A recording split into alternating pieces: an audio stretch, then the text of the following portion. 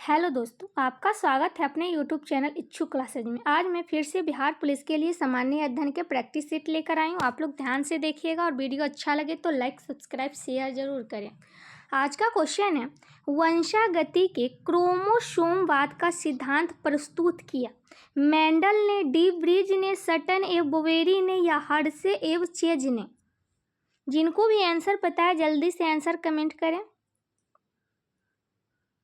वंशागति के क्रोमोसोमवाद का सिद्धांत सटन एवं बोवेरी ने दिए थे। ऑप्शन नंबर सी इसका राइट आंसर होगा। जो भी सी बता रहे बिल्कुल राइट आंसर है। नेक्स्ट क्वेश्चन देखेंगे, भूगोल शब्द का सर्वप्रथम प्रतिपादन किसने किया? अलेक्जेंडर वन हम्बोल्ट, इरेटोस्थनीज या इमैनुएल कांट या कार्ल रिटर। जल्दी जल्दी आप लोग आंसर कमेंट कीजिए। जिनको भी सही गलत सभी लोग आंसर बताइए। भूगोल शब्द का सर्वप्रथम प्रतिपादन इरेटोस्थनीज ने किए थे। ऑप्शन नंबर 20 का राइट आंसर होगा। नेक्स्ट क्वेश्चन देखेंगे, निम्नलिखित में से कौन से हार्मोन आवर्तर्व चक्र के मध्य में अपने उच्चतम स्तर को प्राप्त करते हैं? जल्दी से आंसर कमेंट कीजिए। जल्दी जल्दी आप लोग क्वेश्चन देखिएगा क्योंकि एग्जाम अब बहुत पास आ गया है, इसलिए आप लोग क्वेश्चन आंसर जरूर कमेंट कीजिए जल्दी से। तो इसका राइट आंसर होगा progesterone. Option number A progesterone. Next question देखेंगे, मुगल काल में डैश उत्तर पश्चिम भारत का एक महत्वपूर्ण हस्तशिल्प उत्पादन और वितरण केंद्र था? कश्मीर, पंजाब, लाहौर या अमृतसर।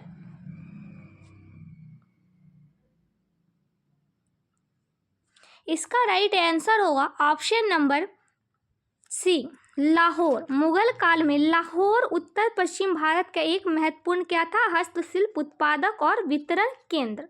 तो ऑप्शन नंबर सी इसका राइट आंसर होगा। 1524 ईस्वी से 1752 ईस्वी तक लाहौर मुगल साम्राज्य का हिस्सा था। इसी समय में लाहौर अपने गौरव के शिखर पर पहुंच गया था। तो ऑप्शन नंबर सी इसका राइट आंसर होगा। नेक्स्ट क्वेश्चन देखेंगे,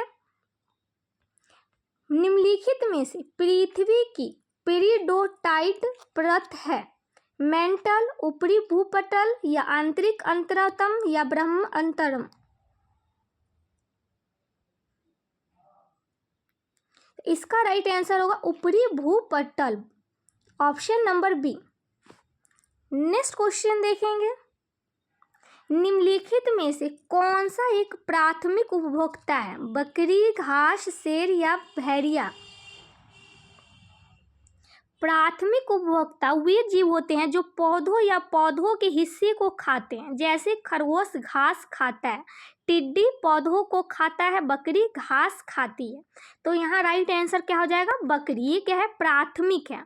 अगर प्राथमिक पूछे तो बकरी। द्वितीयक उपभोक्ता ऐसे जीव है जो प्राथमिक उपभोक्ता को खाते हैं। जैसे सांप मेढक खाता है, चूहे टिड्डे को खाता है। तो ये सब क्या हो गया? द्वितीयक उपभोक्ता हो गया। अगर तृतीय पूछे तो तृतीय उपभोक्ता ऐसे जीव होते हैं जो द्वितीयक उपभोक्ताओं को खाते हैं। जैसे उल्लू सांपों को खाते हैं। तो आप लोग समझ गए होंगे प्राथमिक उपभोक्ता किसे बोलते हैं? जो पौधों या पौधों के हिस्से को खाते हैं। जैसे कि खरगोश घास खाता है, टिड्डा पौधों को खाता है, बकरी घास खाती है।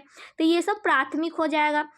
द्वितीयक पूछिए तो द्वितीयक में जो प्राथमिक उपभोक्ता को खाता हो, जैसे प्राथमिक हो गया बकरी, तो बकरी को जो खाता हो, जैसे कि सांप मेढक को खाता है, चूहे टिड्डे को खाता है। तो ये हो गया। तृतीय में हो गया जो द्वितीयक उपभोक्ता को खाए, जैसे कि उल्लू सांप को खाते हैं। तो ऑप्शन नंबर ए इसका राइट आंसर हो गया। तो आप लोग ध्यान रखिएगा, प्राथमिक यहाँ हम बता रहे हैं, द्वितीयक एग्जाम में पूछ सकता है, तृतीयक पूछ सकता है। तो आप लोग इसको ध्यान से रखिएगा कैसे पहचानना है। नेक्स्ट क्वेश्चन देखेंगे, आधुनिक साहित्य की प्रवृत्तियां नामक आलोचनात्मक पुस्तक के लेखक हैं? हजारी प्रसाद द्विवेदी, नामवर सिंह, विद्यानिवास मिश्र या कुबेर नाथ राय। तो इसका राइट आंसर होगा नामवर सिंह। ऑप्शन नंबर 20 का राइट आंसर।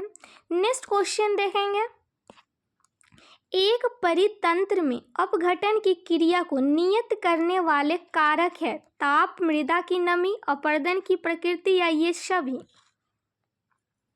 अपघटन वह प्रक्रिया है जिसके द्वारा जटिल कार्बनिक पदार्थ सूक्ष्म जीवों की क्रिया द्वारा सरल पदार्थों में टूट जाते हैं। जैसे बैक्टीरिया, कवक और कुछ अन्य सूक्ष्मजीव अपघटन की प्रक्रिया शुरू करते हैं और डिकम्पोजर के रूप में जाने जाते हैं।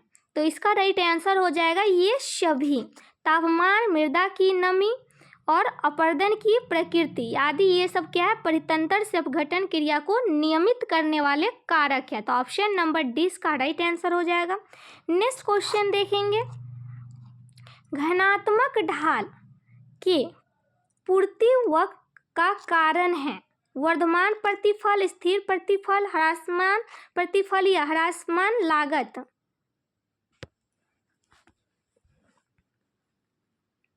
तो घनात्मक ढाल के पूर्ति वक्र का कारण है वर्धमान प्रतिफल। ऑप्शन नंबर ए इसका राइट आंसर होगा। नेक्स्ट क्वेश्चन देखेंगे, 1861 के भारतीय परिषद अधिनियम के समय वायसराय कौन थे? Lord Canning, Lord Elgin, Lord Lawrence या लॉर्ड नॉर्थब्रुक। 1861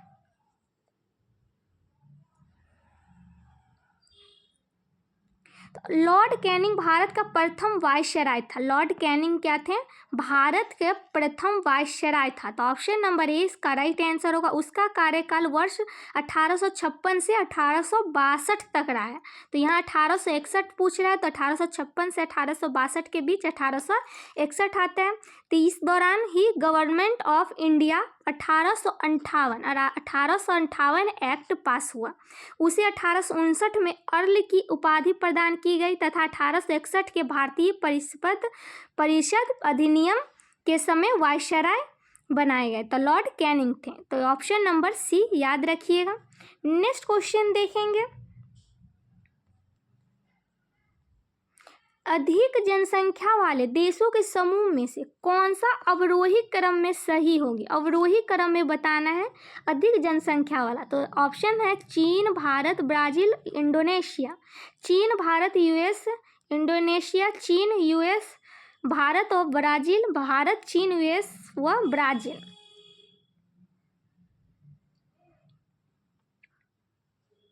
तो अधिक जनसंख्या वाले देशों के समूह का अवरोही क्रम है चीन, भारत, यूएस या इंडोनेशिया। तो ऑप्शन नंबर 20 का राइट आंसर होगा। यहाँ देश पूछ रहा है, इसलिए आप लोग ध्यान रखिएगा। यहाँ देश में पूछ रहा है सर्वाधिक अधिक जनसंख्या वाला। तो ऑप्शन नंबर 20 का राइट आंसर होगा। विश्व की कुल जनसंख्या का 17.5% जनसंख्या भारत में निवास करती है, जबकि भारत का क्षेत्रफल विश्व के क्षेत्रफल का मात्र 2.4% ही है भारत का। तो वर्ष 2023 से भारत विश्व में सर्वाधिक जनसंख्या वाला देश हो गया है। तो ऑप्शन नंबर 20 का राइट आंसर होगा। नेक्स्ट क्वेश्चन देखेंगे, निम्नलिखित में से कौन सा विष्णु का अवतार नहीं है? मत्स्य, कूर्म, परशुराम, दधीचि।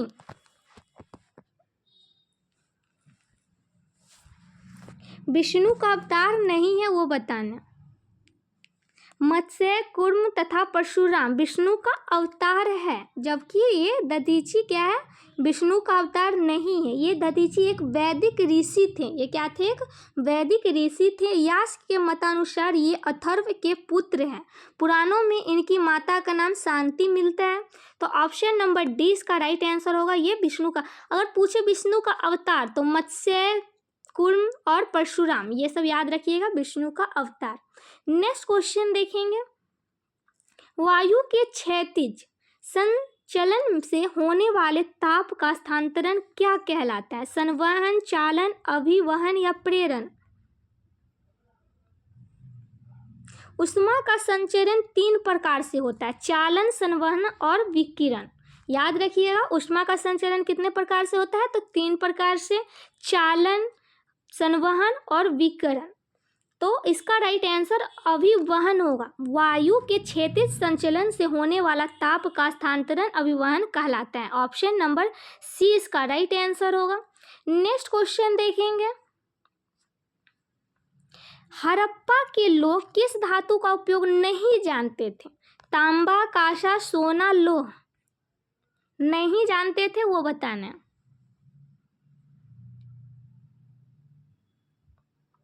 हड़प्पा पूर्वोत्तर पाकिस्तान के पंजाब प्रांत का एक पुरातात्विक स्थल है।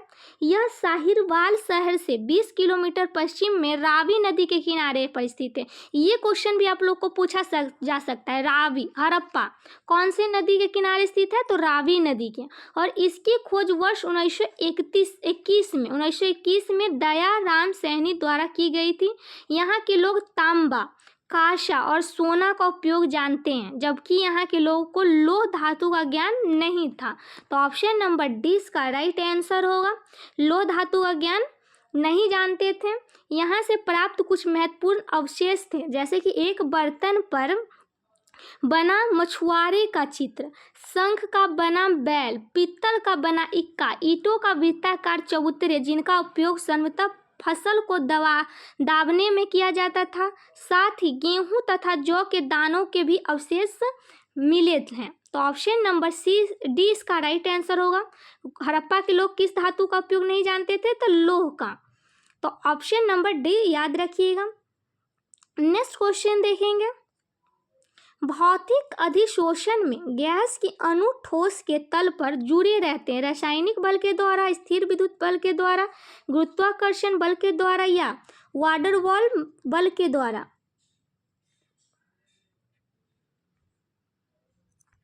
तो इसका राइट आंसर होगा गुरुत्वाकर्षण बल के द्वारा। ऑप्शन नंबर सी इसका राइट आंसर होगा। नेक्स्ट क्वेश्चन है, निम्नलिखित में से कौन सा यूरोप में सामंतवाद के उदय का प्रमुख कारण था? रोमन साम्राज्य की स्वेच्छाचारित, रोमन साम्राज्य के पतन के पश्चात बर्बर राज्यों की स्थापना, दासों के विद्रोह, कृषि की अवनति।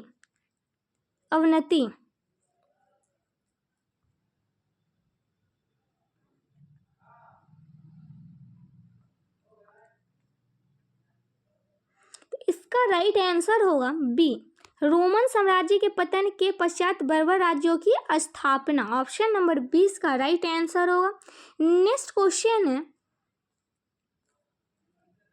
निम्नलिखित में से कौन सा यूरोप में सामंतवाद के उदय का प्रमुख कारण था?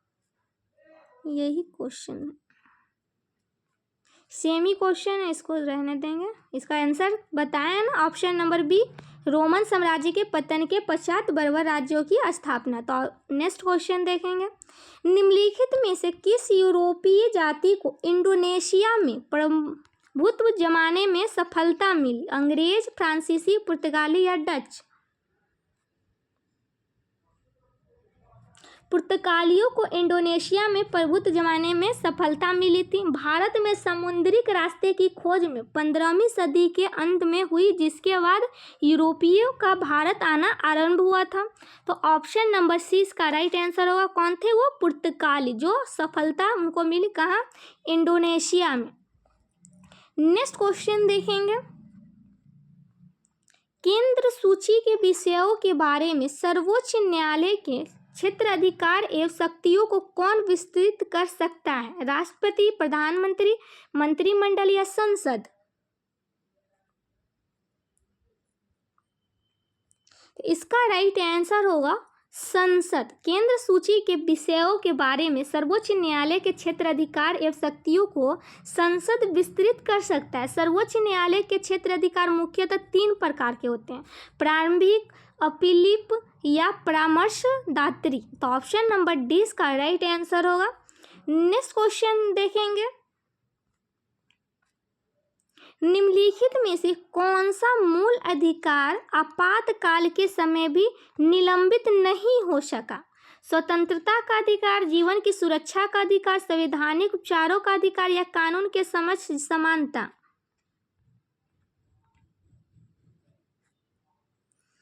अनुच्छेद 358 एवं 359 राष्ट्रीय आपातकाल में मूल अधिकार पर प्रभाव का वर्णन करते हैं। अनुच्छेद 358 और अनुच्छेद 19 द्वारा दिए गए मूल अधिकारों के निलंब में संबंधित है।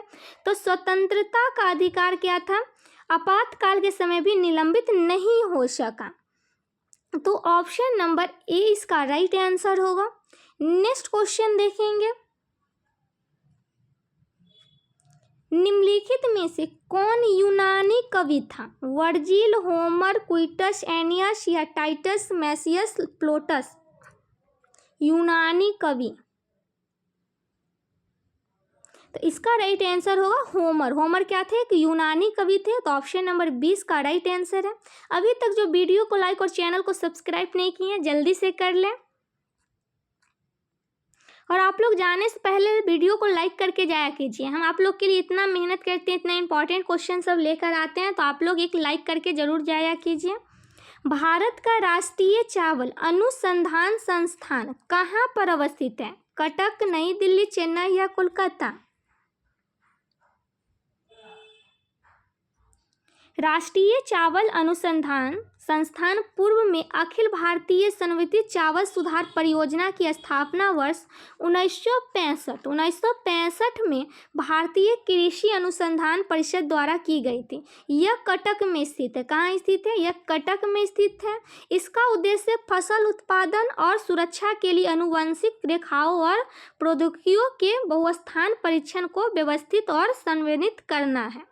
तो ऑप्शन नंबर ए इसका राइट आंसर है। कहाँ स्थित है? तो कटक में। नेक्स्ट क्वेश्चन देखेंगे, ओलोंग चाय कौन से देश में उत्पादित की जाती है? जापान, भारत, श्रीलंका या ताइवान?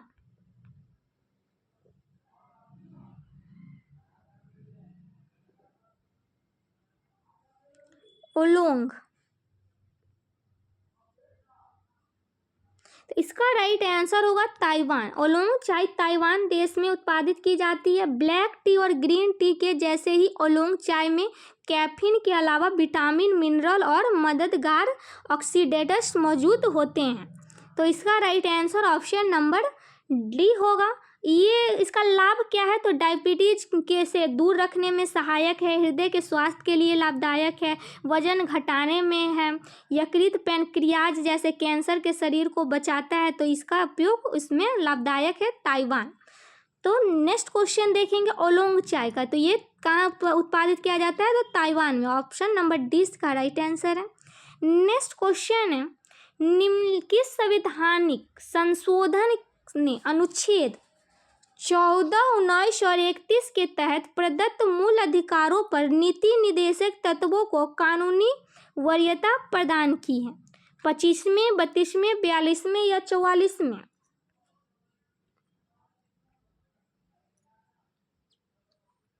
तो इसका राइट आंसर होगा ऑप्शन नंबर सी 42वें संविधान संशोधन अधिनियम 1976 द्वारा अनुच्छेद 14, 19 और 31 के तहत प्रदत्त मूल अधिकारों पर नीति निर्देशक तत्वों को कानूनी वरीयता प्रदान की है। तो ऑप्शन नंबर सी इसका राइट आंसर होगा कौन से? 42वें संविधान संशोधन अधिनियम 1976। तो नेक्स्ट क्वेश्चन देखेंगे, संविधान एक यहाँ पे और देख लीजिएगा, संविधान की प्रस्तावना में समाजवादी, धर्मनिरपेक्ष एवं एकता और अखंडता आदि शब्द जोड़े गए हैं। सभी नीति निर्देशक सिद्धांतों को मूल अधिकारों पर सर्वोच्चता सुनिश्चित की गई। इसके अंतर्गत भाग 4 के क अनुच्छेद 51 के क में 10 मौलिक कर्तव्य जोड़े गए। इसके द्वारा वन संपदा, शिक्षा, जनसंख्या नियंत्रण आदि विषयों के राज्य सूची में समवर्ती सूची के अंतर्गत दिया गया। तो ऑप्शन नंबर सी इसका राइट आंसर है। नेक्स्ट क्वेश्चन देखेंगे, सामान्यतः सर्वाधिक उपयोग में लिया जाने वाला बायोरिएक्टर है?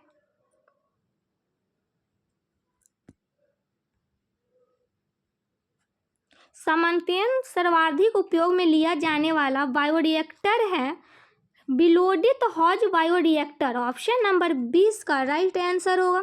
तो आज के लिए बस इतना ही। रोज ऐसे ही वीडियो प्राप्त करने के लिए चैनल को सब्सक्राइब कर ले और अपने दोस्तों में भी शेयर करें, और बिहार पुलिस से जुड़े कोई भी जानकारी पाने के लिए टेलीग्राम ज्वाइन करें।